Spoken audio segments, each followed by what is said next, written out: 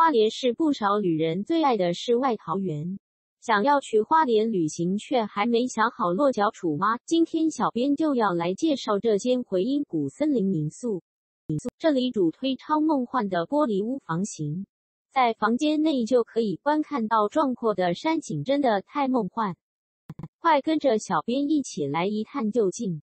一走进民宿，就能发现民宿里的每一个角落，一草一木都是民宿主人的用心挑的，而民宿的建筑以前倾15度的钢构理念，让玻璃帷幕产生更有意义的角度，旅客也能感觉到与森林融为一体的幸福感。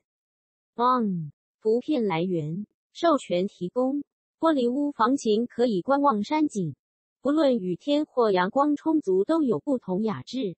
在房间里随手一拍都超级美啊 ！Tilda 看着超美丽的房型，能在森林中苏醒真的太幸福了。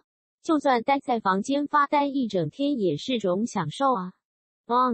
图片来源授权提供。图片来源授权提供。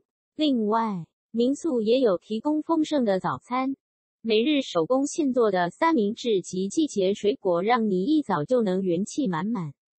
图片来源授权提供。地址：花莲县花莲市国福街289巷168弄21号。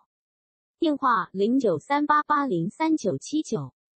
价格以公布为主。到了花莲旅游，不妨就到回音谷森林民宿住宿。